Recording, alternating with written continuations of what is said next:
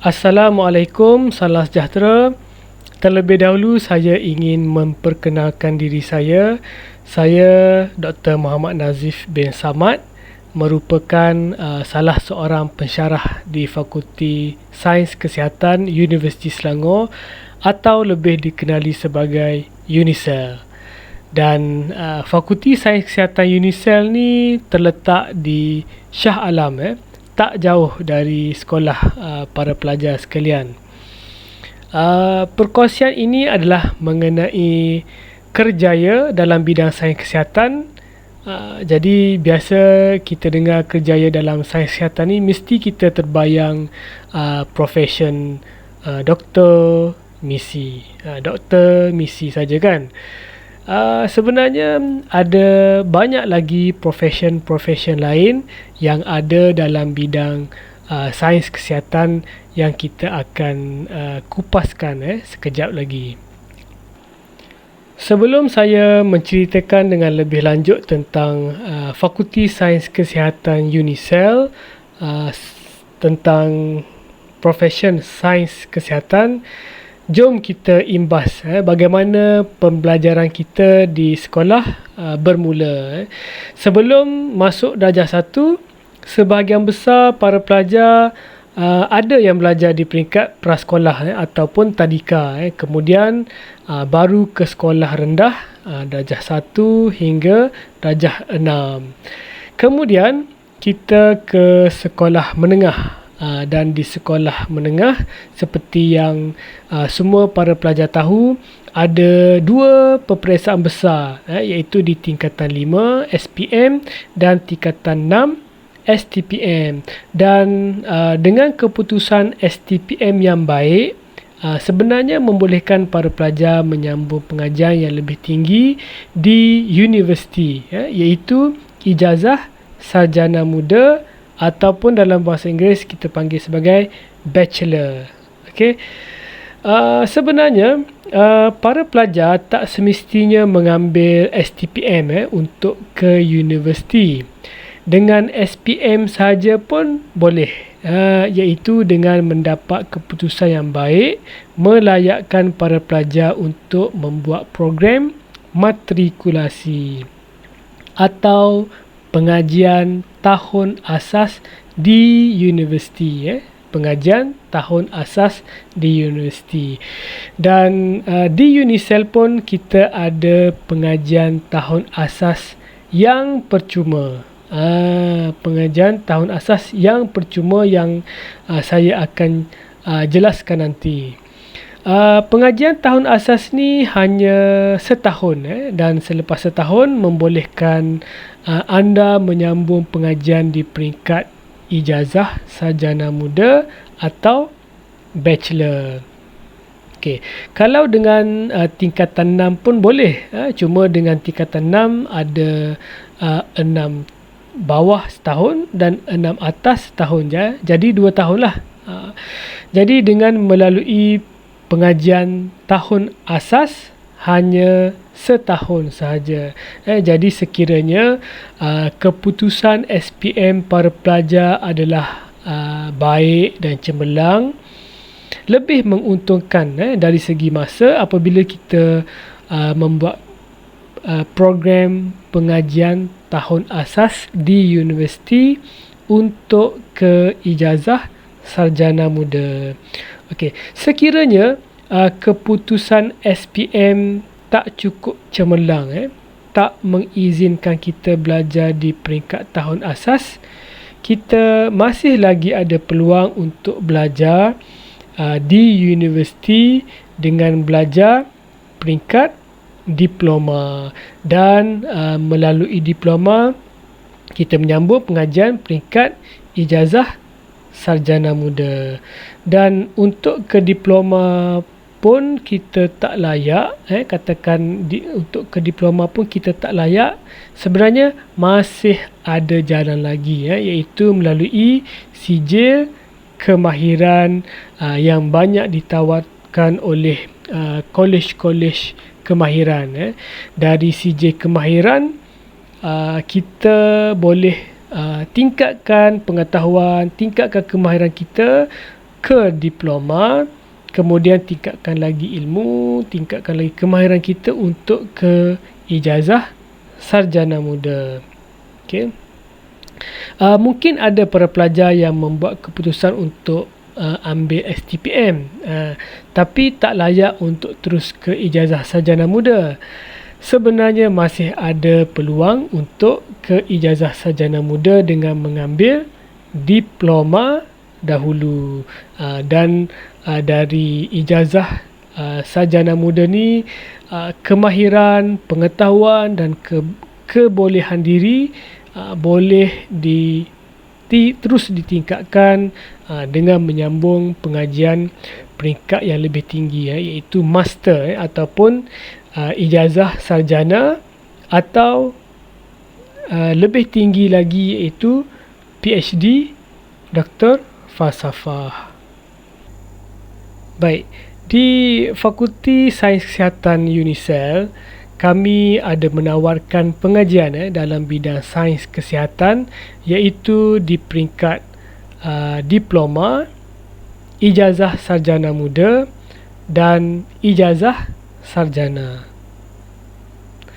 Okey, so di Fakulti Sains Kesihatan kami menawarkan diploma kesihatan persekitaran, diploma fisioterapi, diploma pengimejan perubatan, diploma kejururawatan, diploma teknologi makmal perubatan, ijazah sarjana muda sains bio perubatan dengan kepujian, ijazah sarjana muda keselamatan dan kesihatan pekerjaan dengan kepujian, ijazah sarjana muda sains kesihatan persekitaran dengan kepujian, dan ijazah sarjana sains hayat.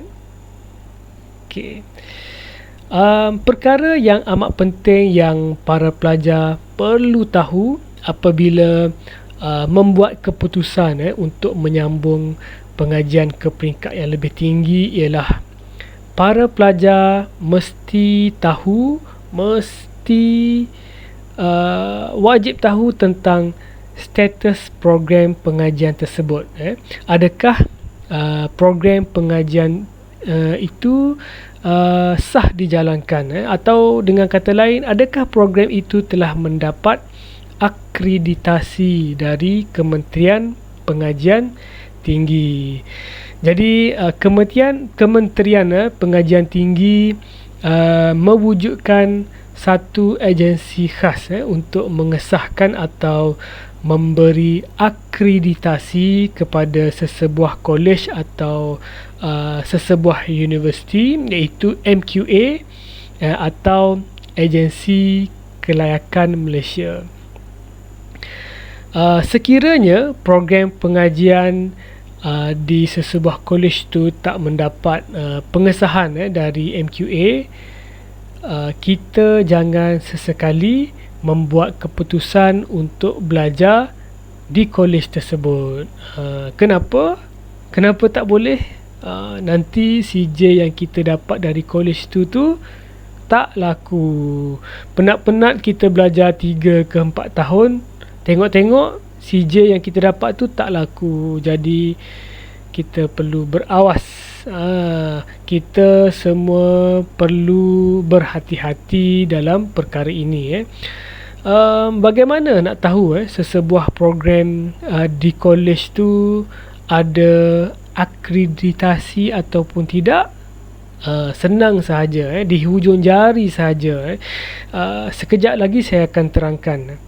Cuma sebelum tu, apa yang saya nak beritahu, di UNISEL semua program pengajiannya mendapat kelulusan dari MQA, dan bukan sahaja dari MQA, ada satu lagi badan yang mengesahkan kualiti pengajian di UNISEL, iaitu SIRIM.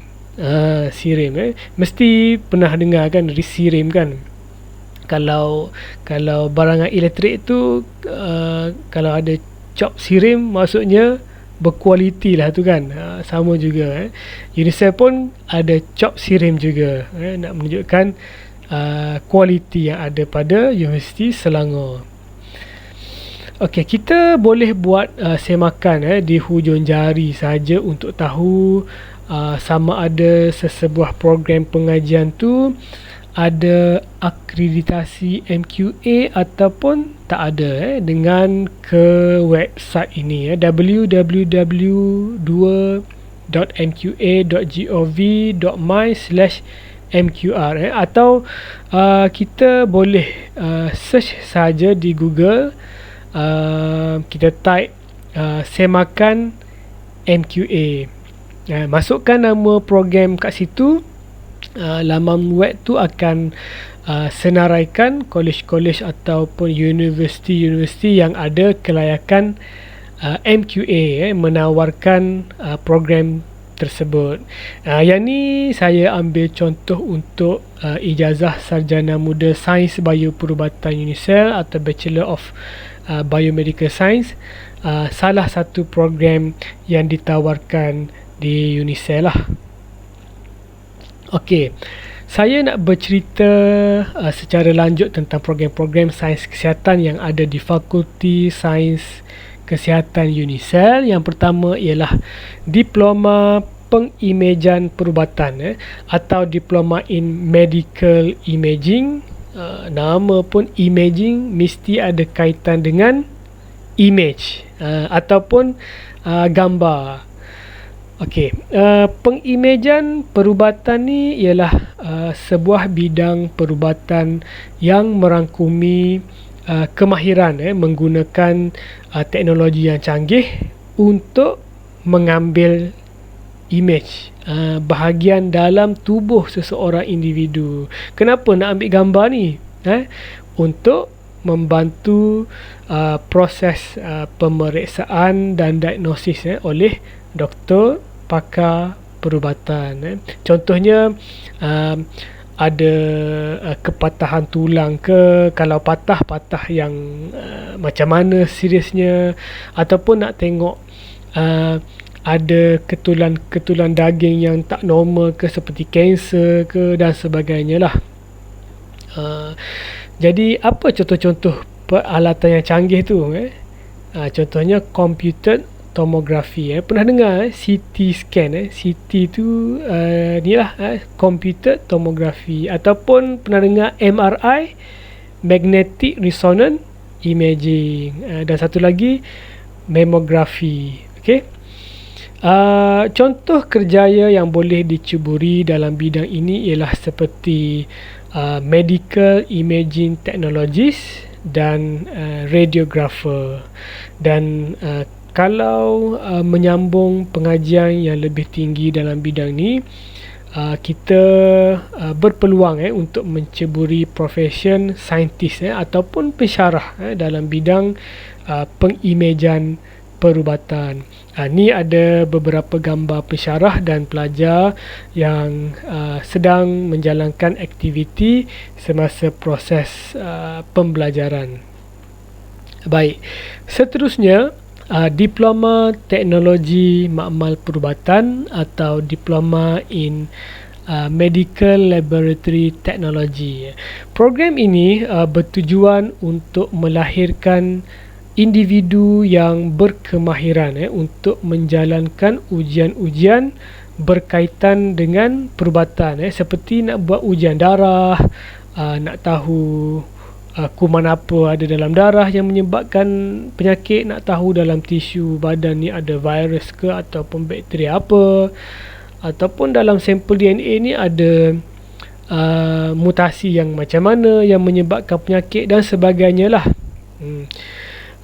Dan pelajar bidang ini akan didedahkan dengan pengetahuan mendalam mengenai sains perubatan dan juga penggunaan peralatan makmal yang moden. Okay.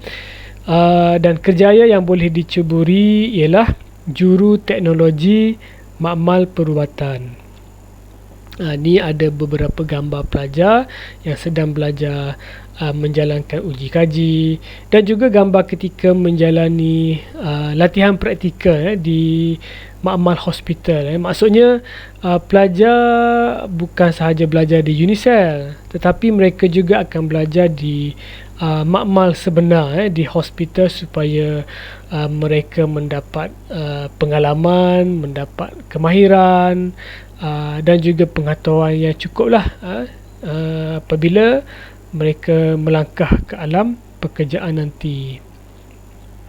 Kemudian pelajar diploma teknologi makmal perubatan yang ingin meningkatkan lagi kemahiran dan ilmu pengetahuan dalam bidang tersebut boleh menyambung pengajian di peringkat ijazah sarjana muda, iaitu ijazah sarjana muda sains bioperubatan.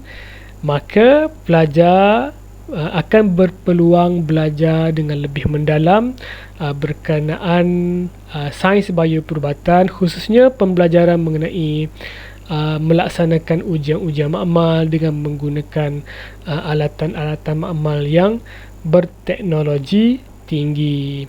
Dan kerjaya yang boleh diceburi adalah seperti saintis dalam bidang kajian bioperubatan, pegawai sains, pengurus makmal perubatan, ahli akademik dan sebagainya.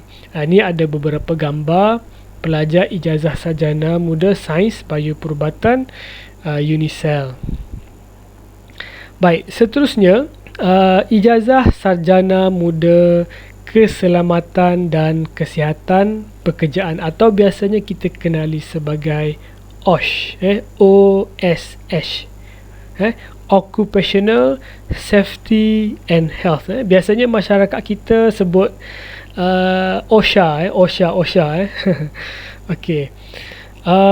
Bidang keselamatan dan kesihatan pekerjaan ni merupakan bidang yang amat penting dalam menguruskan pekerja, iaitu sumber manusia dalam sesebuah organisasi lah, terutamanya apabila tempat kerja tu ada risiko yang tinggi nak berlakunya kemalangan. Contohnya macam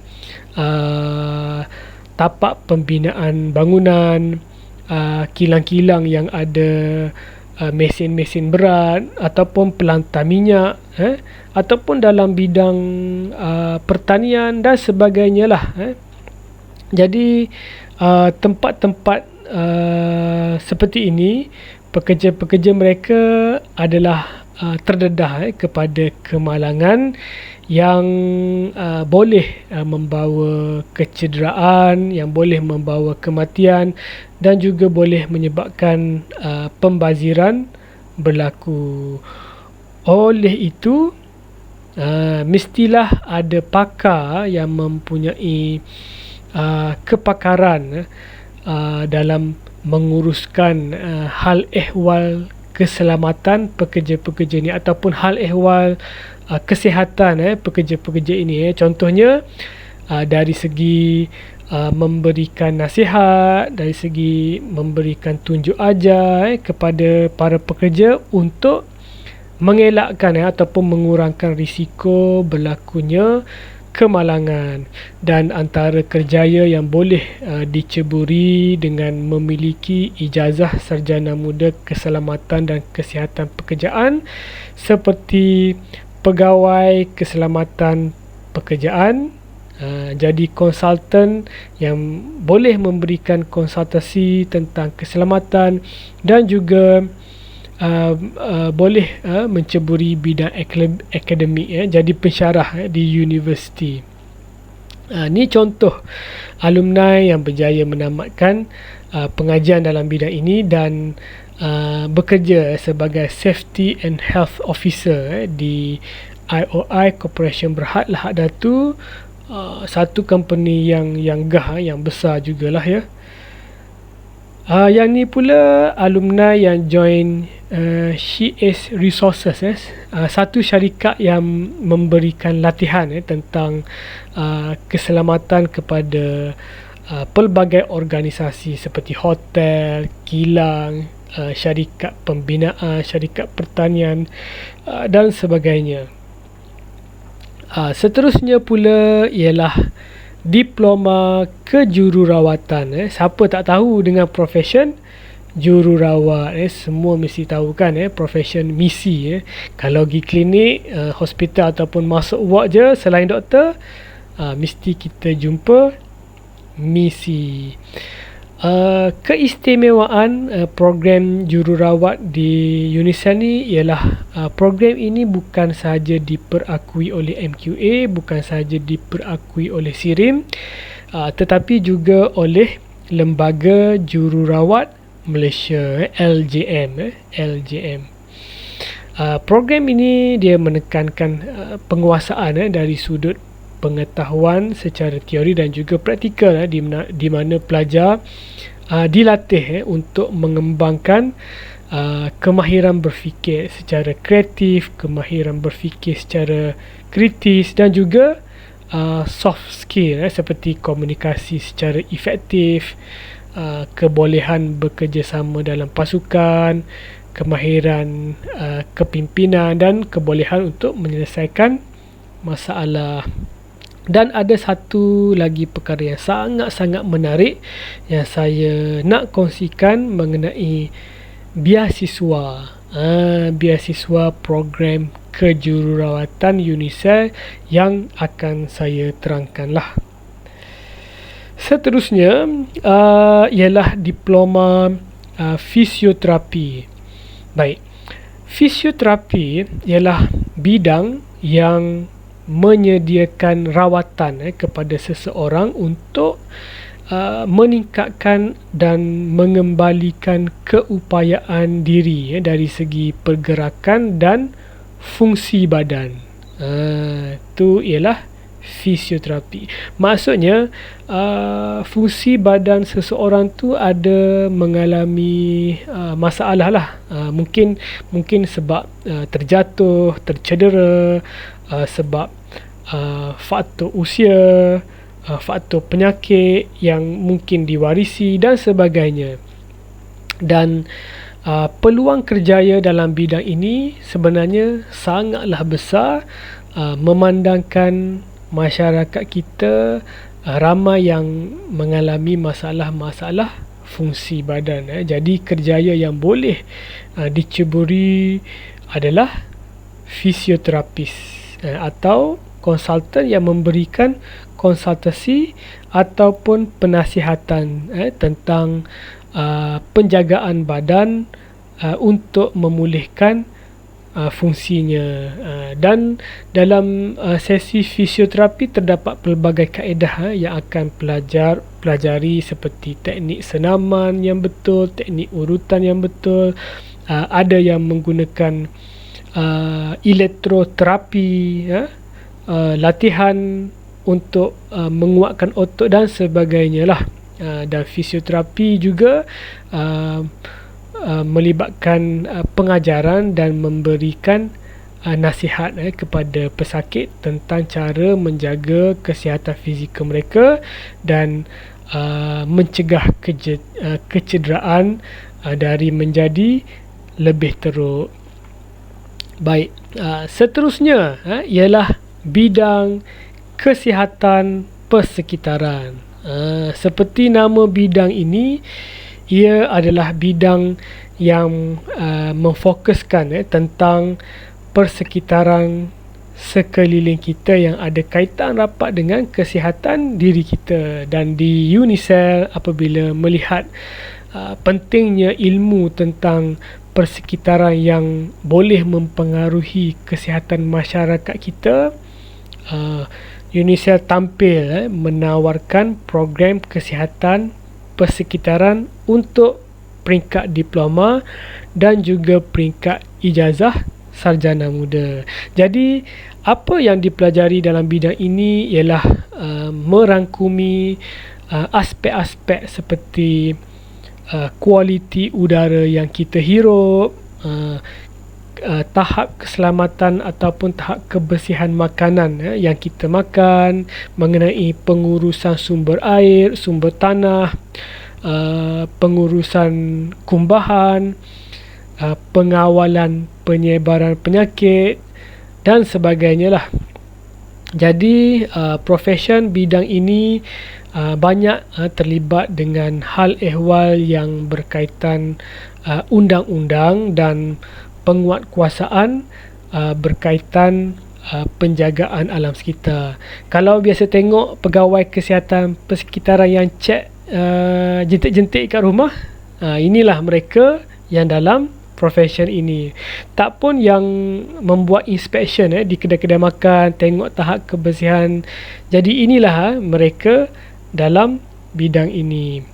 Dan profession yang boleh diceburi ialah pegawai kesihatan persekitaran ataupun di sektor industri. Sektor ni amat memerlukan industrial hygienist yang boleh memberikan konsultasi mengenai kebersihan dalam bidang pengeluaran di kilang-kilang dan sebagainya. Dan di sini ada beberapa gambar aktiviti pelajar yang disertakan. Contohnya ni ketika pelajar terlibat dalam program membersihkan pantai, dan ini pelajar cuba cek jentik-jentik, kemudian ke premis makanan, tahap untuk tengok tahap kebersihan makanan. Dan yang ini yang pakai baju putih, lab coat ni tengah uji kebersihan dari sampel air yang mereka ambil. Okey. Baik, sekarang kita nak bincangkan pula apakah syarat-syarat kemasukan untuk ke program-program yang saya sebutkan tadi. Tapi sebelum tu kita cuba fahamkan dulu grade keputusan SPM. Kalau kita kata lulus, maksudnya pelajar tu mendapat grade A+, A tolak, B+, B, C+, C, D dan E. Okay, A+ hingga E lah maksudnya. Itu adalah kategori lulus. Maksudnya gagal tu G. G tu adalah gagal. Selain daripada tu adalah lulus. Dan kita perlu tahu juga dua lagi istilah yang penting kat sini, iaitu kredit.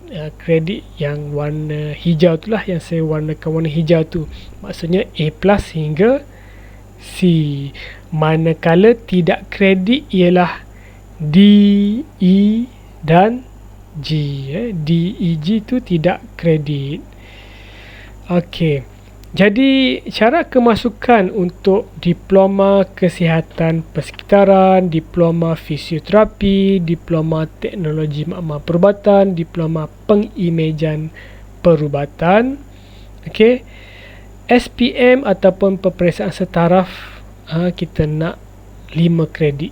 Ada 5 subjek yang kredit. Okey. Iaitu matematik mestilah kredit. Satu mata pelajaran sains, sama ada fizik, kimia, biologi, sains umum ataupun sains gunaan. Dan 3 mata pelajaran yang lain.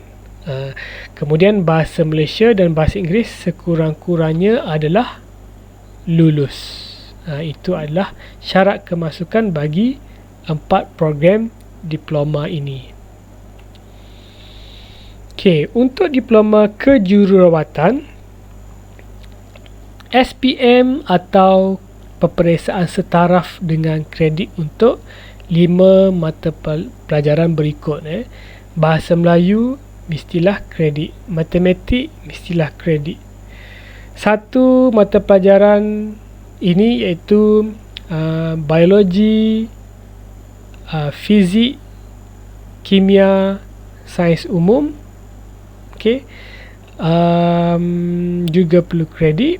Dan 2 lagi untuk mata pelajaran yang lain. Kemudian bahasa Inggeris mestilah lulus. Dan syarat kemasukan untuk ijazah sarjana muda keselamatan dan kesihatan pekerjaan, ijazah sarjana muda sains bioperubatan dan ijazah sarjana muda sains kesihatan persekitaran, perlu salah satu dari perkara di bawah. Yang pertama, perlu lulus STPM, matrikulasi ataupun tahun asas dengan minimum GPA 2.33 ataupun setara dengan C+ untuk mana-mana dua mata pelajaran berikut. Okey. Biologi, fizik atau matematik atau kimia. Maksudnya dua daripada tiga perkara ini. Ataupun untuk A-level dengan minimum grade D untuk mana-mana dua mata pelajaran yang berikut itu biologi, fizik atau matematik atau kimia. Maksudnya dua daripada tiga mata pelajaran inilah. Ataupun melalui diploma yang berkaitan dengan minimum CGPA 2.75.